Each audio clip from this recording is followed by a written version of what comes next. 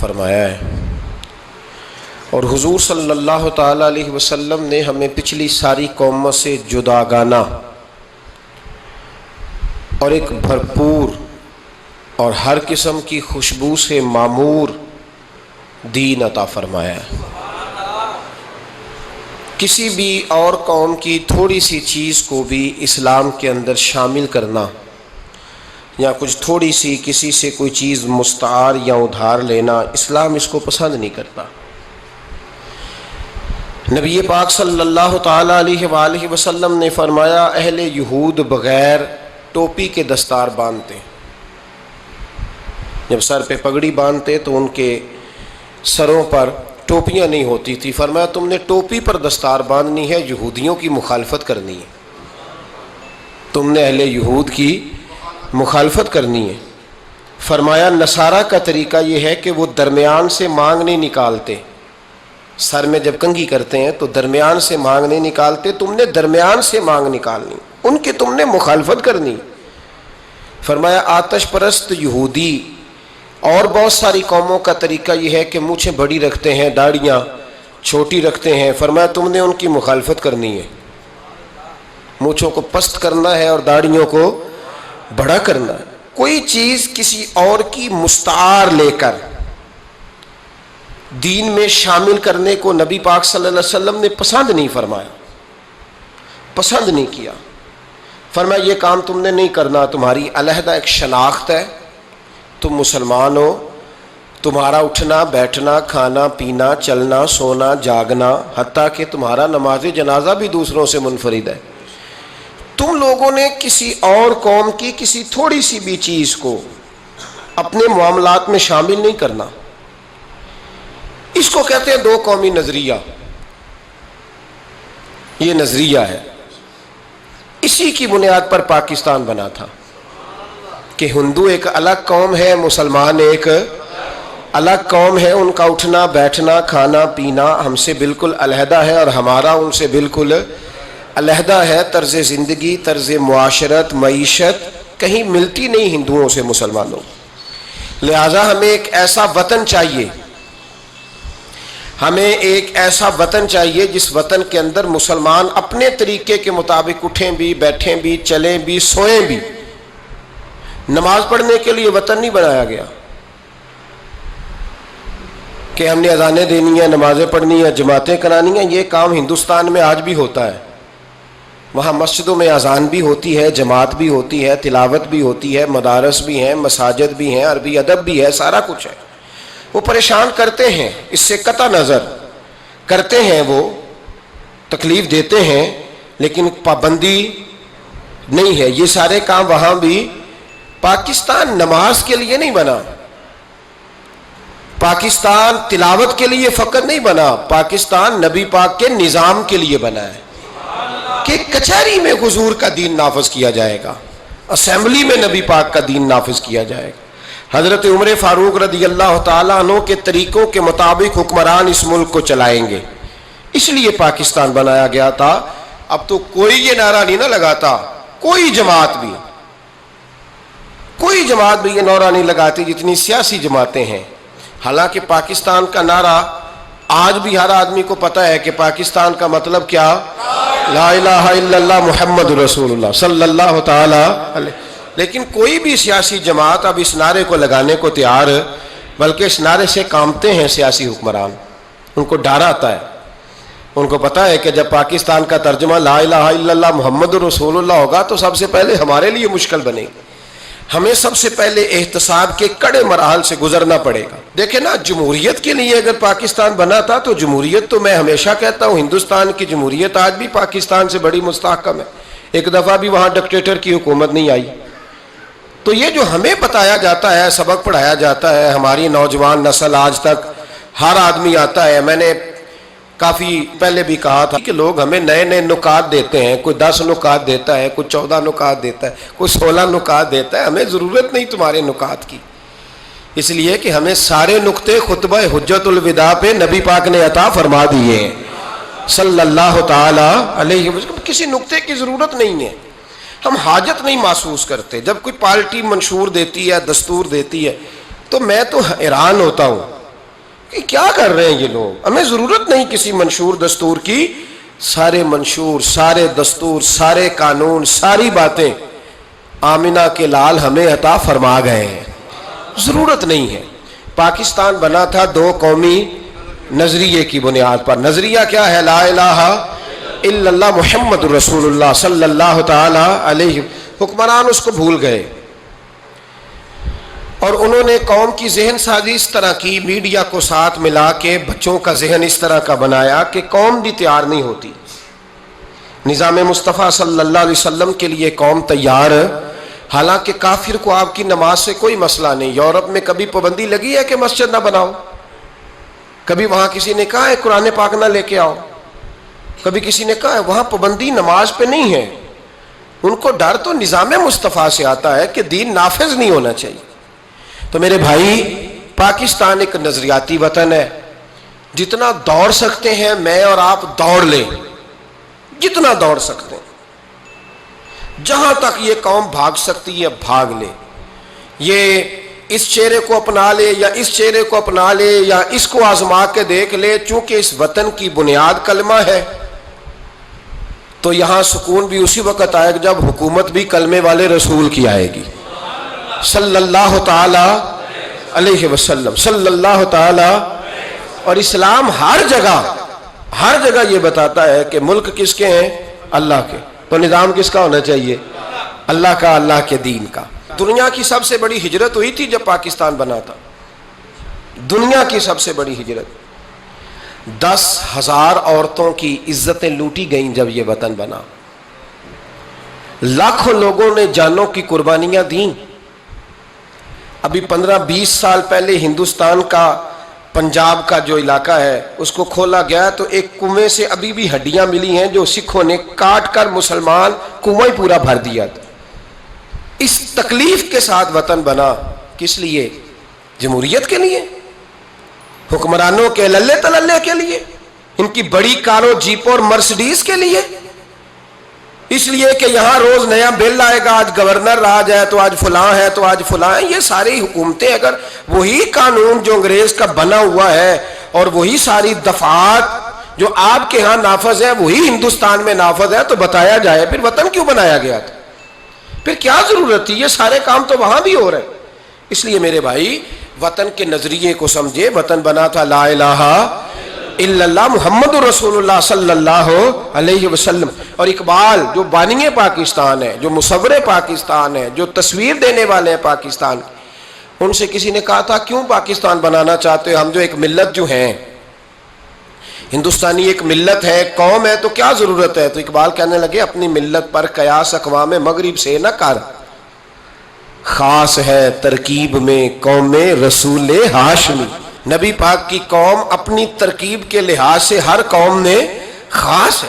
دین کا نفاذ چاہیے، دین نافذ ہونا چاہیے۔ نبی پاک ایک اسٹیٹ کے سربراہ بنے تھے، مدینہ منورہ میں حضور نے نظام بنایا۔ آج میں ایک نئی بات آپ سے کرنا چاہ رہا ہوں۔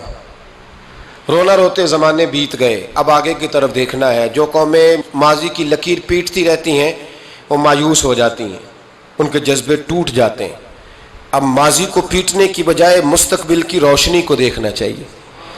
ہمیں نبی پاک صلی اللہ علیہ وسلم نے کسی وطن کی تعمیر کے لیے جو جذبات دیے ہیں ان جذبات پر ہمیں غور کرنا چاہیے۔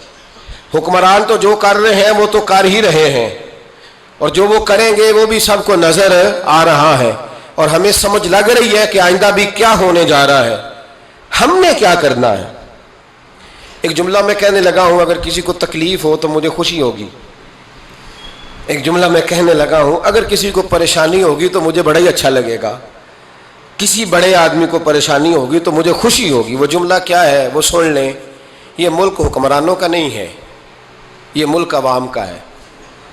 اس لیے کہ حکمرانوں کے بچے تو یورپ میں رہتے ہیں، ان کی تو ٹکٹیں بک ہوتی ہیں، جب تک یہ اسمبلی میں ہوتے ہیں یہاں ہوتے ہیں، اور جب حکومتیں ختم ہوتی ہیں تو یہ یہاں موجود۔ ان سب کے تو باہر کاروبار ہیں، رہائشیں ہیں، اولادیں ہیں۔ تو یہ وطن کس کا ہے؟ پاکستان وطن کس کا ہے؟ یہ ہمارا وطن ہے، یہ حکمرانوں کا نہیں ہے۔ دیکھیں نا، گھر اس کا ہے جس نے گھر کے اندر رہنا ہے. جس نے گھر میں رہنا نہیں اس کا وطن ہم نے رہنا ہے, ہماری نسلوں نے رہنا ہے. ہمارے ماں باپ رہے, ہم رہ رہے ہیں, ہماری آنے والی نسلیں رہیں گی. تو وطن پھر کس کا ہوا؟ ہمارا. حکمرانوں کا وطن گھر جو ہمارا ہے. تو ہم کسی کے ذمہ کیوں لگاتے ہیں؟ ہم اپنے وطن کا خود خیال کیوں نہیں کرتے؟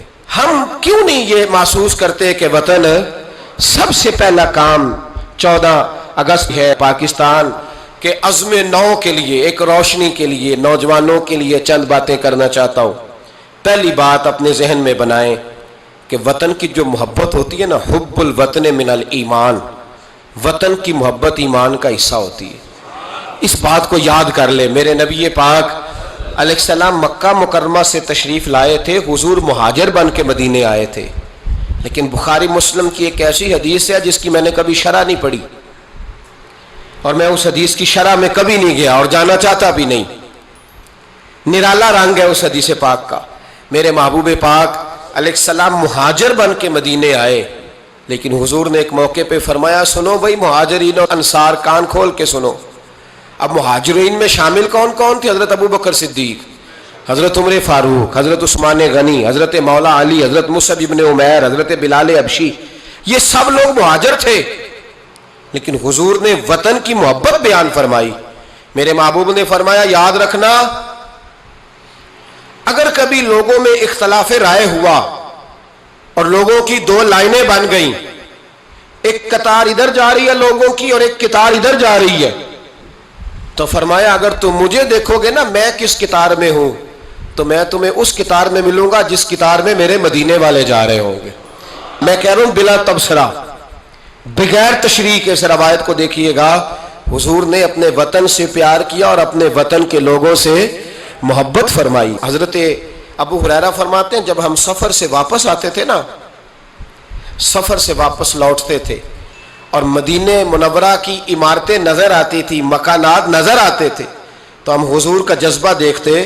میرے محبوب پاک گھوڑے کو تیز کر دیتے, سواری کو دوڑاتے. یا رسول اللہ کیا ہوا؟ فرمایا جلدی کرو, میرا شہر آ گیا ہے, میرا علاقہ آ گیا ہے. حضور نے اپنے وطن سے پیار کیا, اگرچہ اس وطن کی انفرادیت اپنی جگہ پہ ہے, اس کی عظمت اپنی جگہ. ایک پہلو ان حدیثوں سے یہ بھی ملتا ہے کہ جس جگہ ہم رہتے ہیں ہمیں اس وطن سے پیار ہونا چاہیے, ہمیں پاکستانی ہونے پر فخر ہونا چاہیے. مدینے کے بعد, مکے کے بعد اگر ہمیں کسی وطن سے پیار کرنا چاہیے تو پاکستان سے کرنا چاہیے.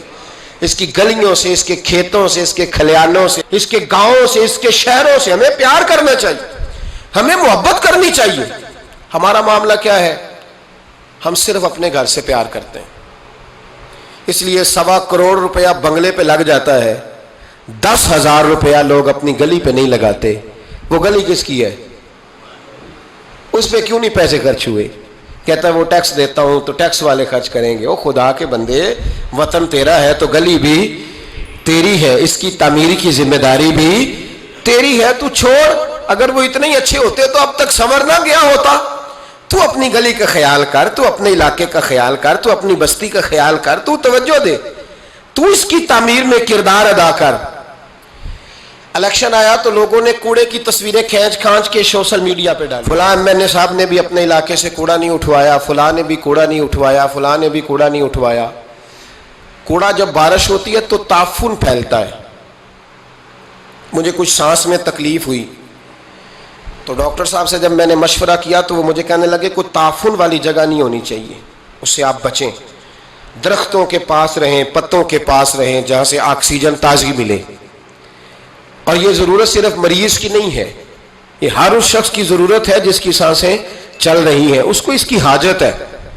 کوڑے پر جب بارش پڑتی ہے تو تعفن پھیلتا ہے, ایسی سخت بدبو آتی ہے جس سے امراض پیدا ہوتے ہیں.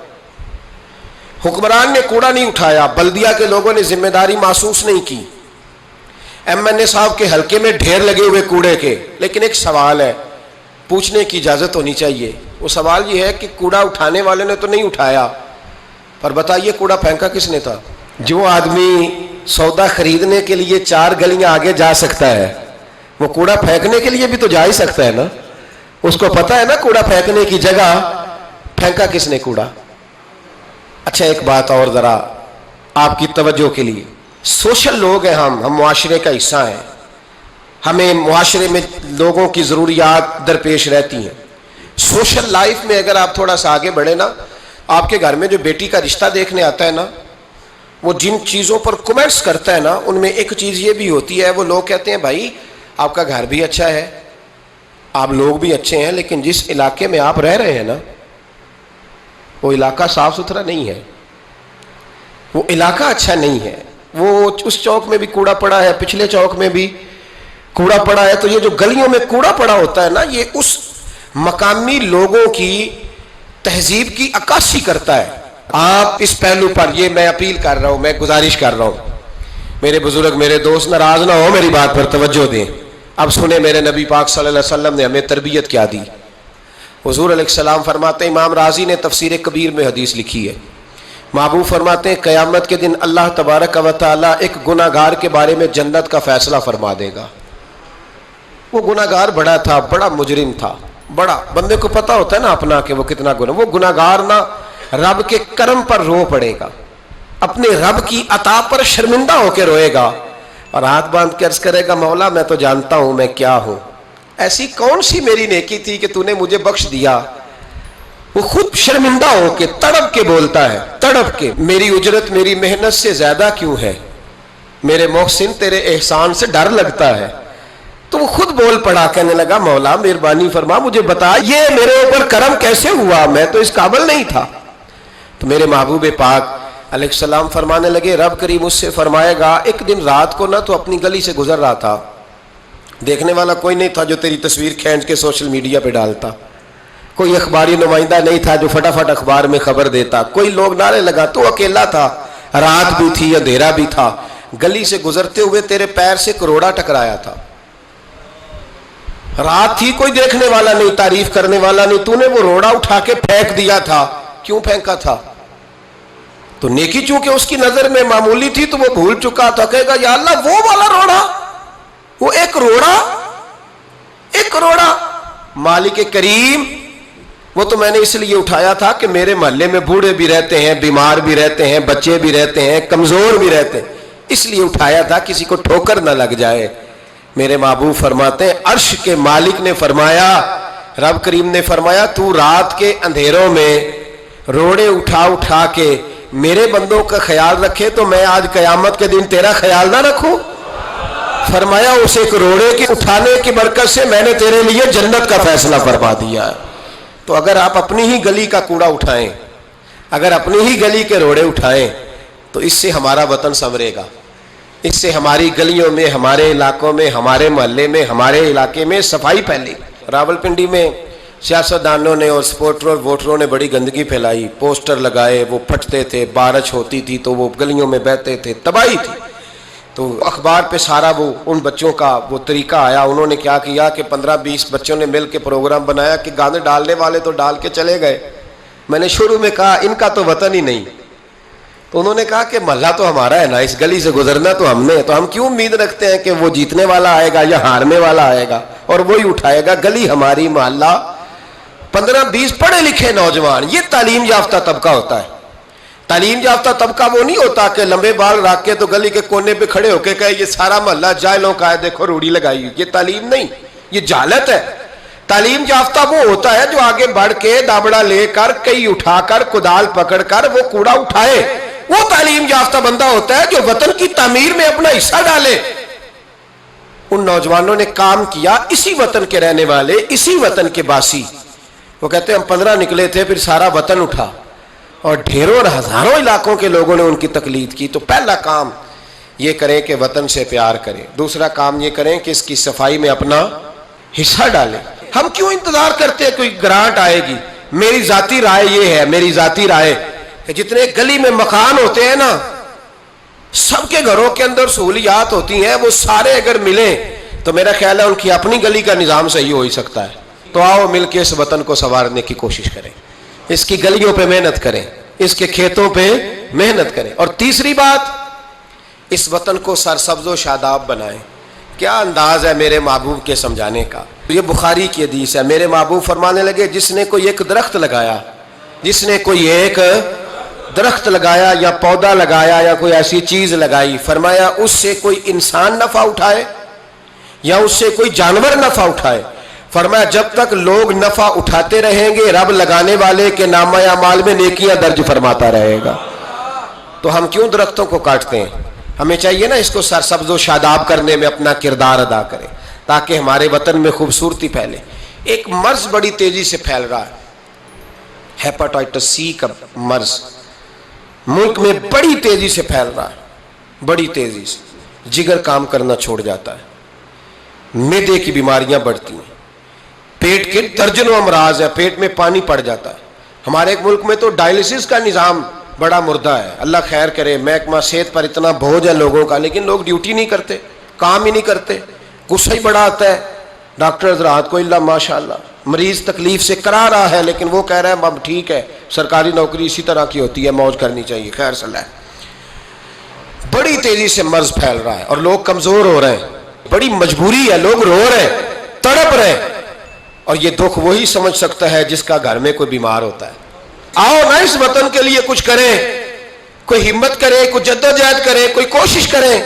آؤ کچھ کریں اس کے لیے. کیا کریں؟ اس ہیپاٹائٹس سی کی بیماری سے لڑنے کا سب سے پہلا حل ڈاکٹر یہ بتاتے ہیں کہ پانی اگر لوگ صاف پینے لگ جائیں، اگر پانی صاف ملنے لگ جائے تو ان بیماریوں میں 90% کنٹرول ہو سکتا ہے. یار صرف صاف پانی، لیبارٹری کے ٹیسٹ کے مطابق جو بڑا مہنگا بور بھی ہے وہ بھی لاکھ روپے سے نیچے ہے.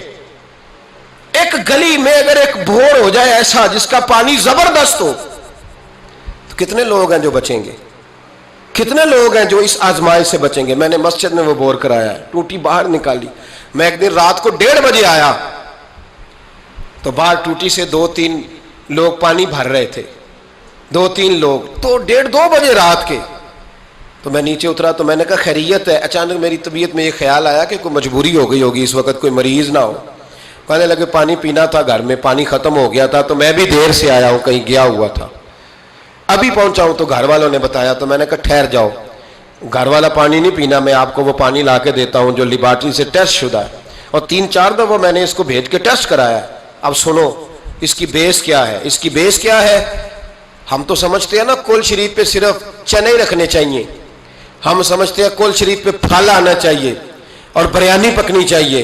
ترمذی کی حدیث ہے، حضرت سعد رضی اللہ تعالیٰ عنہ کی اماں انتقال کر گئی. آنکھیں عرض کرنے گئے یا رسول اللہ اماں فوت ہو گئی ہے، کچھ کرنا چاہتا ہوں. تو میرے محبوب نے فرمایا مدینے میں میٹھے پانی کے کنویں کوئی نہیں، قلت ہے، تو ایک کنواں کھدوا دے، لوگ پانی پیتے رہیں گے، رب کریم تیری اماں کو قبر میں راحت عطا کرتا رہے گا. حضرت سعد نے کنواں کھدوایا. قربان جاؤں محبوب کی عظمت پہ. میرے رسول پاک نے آج ہمیں صاف پانی پینا مہیا کرنے کے لیے کل 1450 سال پہلے نصیحت کر دی. فرمایا یہ کنواں سعد نے اپنی ماں کے لیے کھدوایا ہے، اس کا نام ہے سعد کی ماں کا کنواں. بیر ام سعد حضور نے اس کا نام رکھا. کتنا کو خرچ آئے گا اگر گلی والے سارے مل کے ایک صاف پانی کا بندوبست کریں، اپنے دوستوں کو، گلی والوں کو، محلے والوں کو اس وطن کی تعمیر میں اپنا کردار ادا کریں. اب کیوں توقع رکھتے ہیں صاحب کے چیئرمین صاحب ہی آ کے کریں گے؟ وہ تو ملے نہیں کبھی. جن کی ڈیوٹی تھی گلی گلی گھومنے کی وہ تو کبھی آئے نہیں. یہ آپ کے چیئرمین ہیں، آپ کے ایم این اے، آپ کے ایم پی اے، یہ اتنی بلندی عظمت کردار نہیں رکھتے کہ یہ آئیں گے. ان کے پاس کہاں وقت ہے گلیوں میں گھومنے کا؟ اصل لوگ تو وہ تھے کہ 24 لاکھ مربع میل کے حکمران جناب عمر فاروق، لیکن چہرے پہ کپڑا ڈال کے ساری رات مدینے کی گلیوں میں گھومتے تھے، ہر دروازے کا خیال رکھتے تھے. پر کیا کریں، کس کو سمجھائیں؟ لوگ اپنی مرضی کرتے ہیں. آج میں عزم نو کی بات کر رہا ہوں، میں پاکستان کی تعمیر کی بات کر رہا ہوں. پہلی بات یہ کہ اس سے پیار کریں، دوسری بات یہ اس کی صفائی کریں، تیسری بات یہ یہاں درخت لگائیں، شجرکاری کریں، اس کو سرسبز کریں. چوتھی بات یہ کہ دیکھیں ہم کتنا کردار ادا کر سکتے ہیں. کسی کو کم از کم صاف پانی مہیا کر دیں. دیکھیں نا میرے نبی پاک علیہ الصلوۃ والسلام نے اعلان فرمایا، ایک یہودی کا قبضہ تھا میٹھے پانی کے کنویں پر، تو رسول پاک علیہ الصلوۃ والسلام نے فرمایا یہودی کا قبضہ ہے، مسلمانوں کو پینے کے لیے پانی نہیں دیتا. کیا خوبصورت اعلان ہے. پانی، نماز کی بات نہیں ہو رہی، روزے کی بات نہیں ہو رہی، حج کی بات نہیں ہو رہی، پانی کی بات ہو رہی. پینے کے پانی کی. کتنا بڑا اعلان ہے. لوگوں نے دین کو محدود کر دیا ہے کہ با مسجد کے اندر آ کے نماز پڑھنا ہی خالی مذہب ہے, روزہ رکھنا ہی خالی مذہب ہے. میرے محبوب پاک علیہ السلام نے کیا ارشاد فرمایا؟ حضور نے فرمایا یہودی کا قبضہ ہے, لوگوں کو پینے کے لیے صاف پانی نہیں دیتا, میٹھا پانی نہیں دیتا. منبر پر مسجد نبوی پر اعلان کر رہا ہوں. حضور فرمانے لگے جو اس سے کنواں خرید کر وقف کرے گا یہ میرے ہاتھ میں جنت کی ٹکٹ ہے. حضور فرمانے لگے مصطفیٰ کا وعدہ ہے پانی کے لیے, یعنی پینے کا پانی, یعنی لوگوں کے حلق سے پانی اترے. جاگو جاگو, وطن کے لیے کرو, محنت کرو, آگے بڑھو. میرے رسول پاک علیہ السلام نے فرمایا جو میرے مدینے والوں کے لیے پانی کا کنواں وقف کرے گا میں جنت دیتا ہوں. حضرت سیدنا عثمان غنی پہنچ گئے, اس کے پاس پہنچے. 6,000 یا 7,000 دینار کا کنواں تھا. اس نے کہا میں ایک دن کے لیے دوں گا, صرف ایک دن میری باری, ایک دن 6-7 ہزار دینار مانگے. حالانکہ کنواں 6-7 ہزار دینار کا کل تھا. مسجد کے لیے زمین کی بات نہیں ہو رہی, مدرسے کے لیے زمین کی بات نہیں ہو رہی, کنویں کے لیے پینے کا پانی لوگوں کو مہیا کرنا ہے, عام عوام کو. اور اس وقت صرف بات بھی مسلمانوں کی نہیں, یہودی بھی پیئیں گے, دیگر لوگ بھی پانی پیئیں گے. میرے نبی پاک علیہ السلام کے غلام نے کہا کنواں دے دے. کل کنواں سارا 6-7 ہزار دینار کا تھا. کہنے لگا میں نے نہیں دینا. جناب عثمان بیٹھ گئے, فرمایا تو بات کر کتنے کا دے گا؟ اس کے منہ سے نکل گیا 40,000 دینار. 40,000 دینار.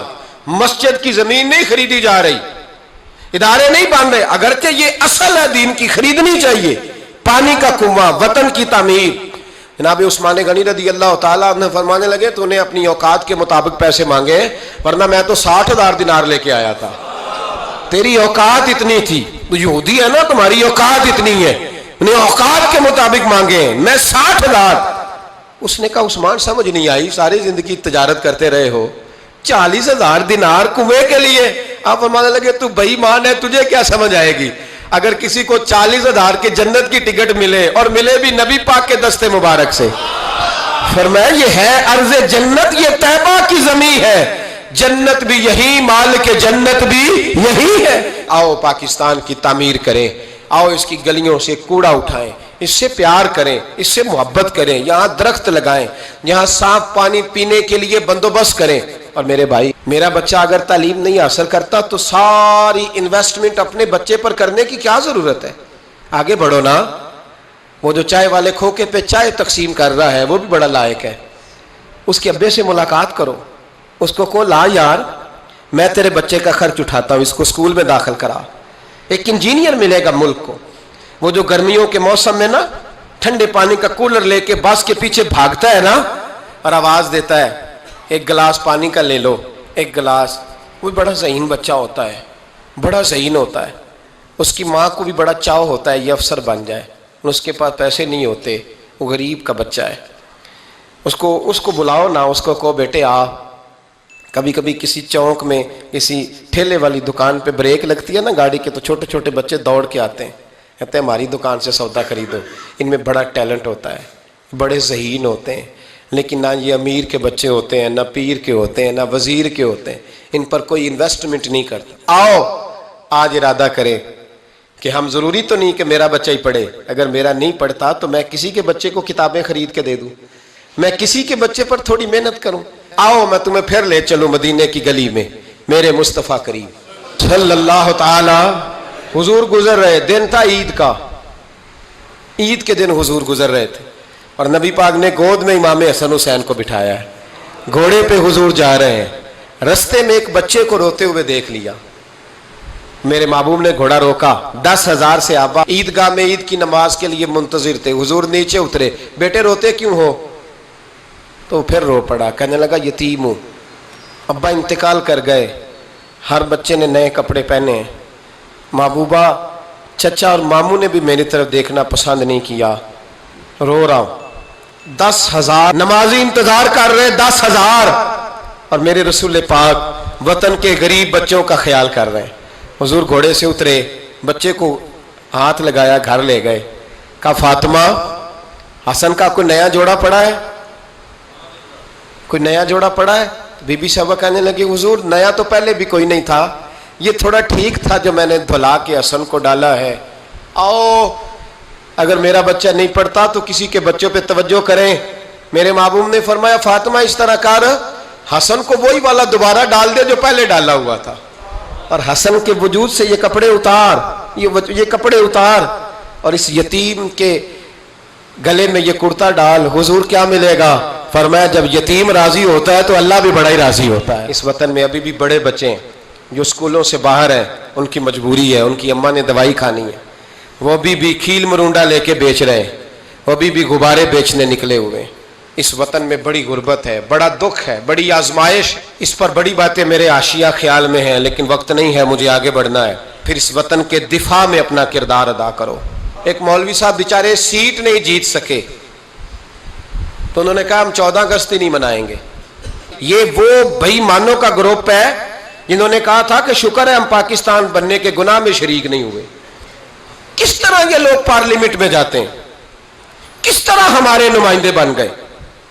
یہ وہ لوگ ہیں جنہوں نے کہا تھا شکر ہے ہم پاکستان بننے کے گناہ میں شریک, اور خواجہ قمر الدین سیالوی کو خط لکھا تھا قائد اعظم نے, امیر ملت پیر جماعت علی شاہ صاحب کو خط لکھا تھا قائد اعظم نے کہ اگر اہل سنت کے پیر مدد نہ کرتے تو پاکستان بن ہی نہیں سکتا تھا.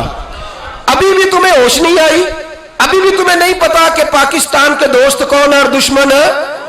14 اگست نہیں منائیں گے, تم اس قابل ہی نہیں ہو کہ تم منا سکو. تمہارے تو یرانے ابھی بھی باہر ہیں, ان کا یہ وطن نہیں ہے. یہ کہتے ہیں اگر اس وطن میں ہمیں کرسیاں دو گے تو ہم وطن کے دوست ہیں, ورنہ ہم وطن کے دوست. اللہ کی عزت کی قسم ہمارے مشائخ نے کبھی کرسی نہیں مانگی, لیکن اس وطن میں جتنا کردار اہل سنت کے بزرگوں نے ادا کیا ہے کوئی دوسرا کر ہی نہیں سکتا. وہ کہتے ہیں 14 اگست نہیں منائیں گے, تو منا بھی نہیں سکتا اور تجھے منانی چاہیے بھی, اس لیے کہ تمہارا اس وطن سے کوئی تعلق. یہ امیر ملت پیر جماعت علی شاہ صاحب کا وطن ہے, یہ محدث اعظم پاکستان مولانا سردار احمد کا وطن ہے, یہ خواجہ قمر الدین سیالوی کا وطن ہے. تمہارا وطن تم وہیں چلے جاؤ جہاں سے تم آئے ہو, وہیں تم اچھے لگتے ہو. تو میرے بھائی وطن کی دفاع, وطن کی حفاظت, نوجوان ضرور اس بات پر توجہ کریں. حضرت انس بن مالک رضی اللہ تعالیٰ عنہ فرماتے ہیں مدینے کے کونے سے نا اچانک رات کو زور زور سے چلانے کی آواز آنے لگی. جب رات کو کوئی ایسا دھماکہ ہوتا ہے نا تو لوگ ایک دوسرے کو جگاتے ہیں. کہتے ہیں لوگوں نے ایک دوسرے کو جگایا, اب نوجوان اکٹھے ہو گئے, بزرگ بھی, کہ وہاں سے شور کی آواز آتی ہے, کچھ چیخ رہا, نیزیں, تلواریں اور برچیاں, ہر چیز لوگ سنبھال کے اسلحہ تیار کر کے پروگرام بنانے لگے کہ نوجوان آگے جا کے دیکھتے ہیں, بزرگ پیچھے رہتے ہیں, دیکھتے ہیں وہاں کیا ہے, مدینے کی حفاظت کرتے ہیں, کون آ گیا, کیا مسئلہ ہے. کہتے ہیں ہم ابھی پروگرام بنا ہی رہے تھے, آگے بڑھنے ہی لگے تھے کہ ہم نے دیکھا, اچانک ہماری نظریں اٹھی, ہم حیران ہو گئے کہ جس طرف ہم جانا چاہ رہے تھے نبی پاک ادھر سے ہو کے واپس آ رہے ہیں, اور اکیلے نبی پاک, ہاتھ میں نیزہ ہے. ہم ابھی جانا چاہ رہے تھے اور حضور ہو کے واپس آ رہے ہیں, اور حضور فرمانے لگے چپ کر کے سو جاؤ, کچھ بھی نہیں, جانور لڑ پڑے تھے آپس میں, میں دیکھ آیا ہوں, کچھ بھی نہیں ہے. حضرت انس بن مالک فرماتے ہیں ہم غور سے حضور کا چہرہ دیکھنے لگے, اور پھر ہمیں سمجھ آئی کہ مصطفیٰ کو اس وطن کی حفاظت کا کتنا خیال ہے. حضور نے ہمیں سکھایا ہے کہ جب وطن پر آفت آئے تو سوچنا نہیں ہے, غور نہیں کرنا, سب سے پہلے آگے بڑھنا ہے, آگے بڑھنا ہے, آگے بڑھ کے وطن کے دفاع کے لیے اپنا پیش کرنا ہے. پاکستان سے پیار کریں, پاکستان کا کوڑا اٹھائیں, پاکستان کی مٹی سے پیار کریں, پاکستان میں درخت لگائیں, پاکستان میں غریبوں کی مدد کریں. جو بچہ محلے کا غریب سکول نہیں جاتا, محلے دار مل کے حفاظت کریں اس بچے کی, اس بچے کو سکول میں داخل کرائیں. بچوں کے اچھے مستقبل کے لیے جدوجہد کریں, صاف پینے کا پانی مہیا کریں. ہمارا وطن ہے, ہمیں اس کو آگے لے کے چلنا ہے. 14 اگست پہ یہ پیغام ہے, یہ میسیج ہے کہ تھوڑا تھوڑا کر کے اس وطن کی تعمیر میں اپنا کردار ادا کریں. اس کی گلیوں کو سجائیں, سنواریں. کبھی سڑک پر ریپر نہ پھینکیں, کبھی شاپر نہ گرائیں, کبھی کسی گندگی سے اس وطن کو آلودہ نہ کریں. میرے عرب کو آئی ٹھنڈی ہوا جہاں سے, میرا وہی وطن ہے, میرا وہی وطن ہے. اقبال کہا کرتے تھے کہ حضور کو یہاں سے ٹھنڈی ہوائیں آئی ہیں. اس وطن کے لیے اپنا کردار ادا کریں. دیکھیں آپ اور میں کیا کر سکتے ہیں, وہ سارا کچھ کریں. میری گزارش ہے کہ کم از کم 5 بچے پڑھانے کا عہد کرے ایک بندہ. ان کا آپ تعلیمی خرچ اٹھا سکیں تب کتابیں لے کے دے سکیں تب کوشش کریں کہ 5 بچے کم از کم. ہو سکتا ہے ایسا؟ اگر ہر پاکستانی 5 بچے پڑھانے کا ارادہ کر لینا تو لاکھوں بچے اسکولوں میں دوبارہ سے چلے جائیں گے. لاکھوں بچے. تھوڑا تھوڑا خیال کرے. اور اگر کوئی وہ کام کرے جو امام اعظم کرتے تھے, غریب کے بچے کو لے آتے تھے اور فرماتے تھے میں تیرے گھر کا خرچہ دوں گا, تو تعلیم حاصل کر. اسی کو وظائف کہا جاتا ہے. یہ کام کریں. میری دعا ہے یہ وطن قیامت کی صبح تک قائم رہے اور اس وطن سے روشنیاں پھوٹتی رہیں. یہ امت مسلمہ کی قیادت کرے. آخر دعوانا ان الحمدللہ رب العالمین.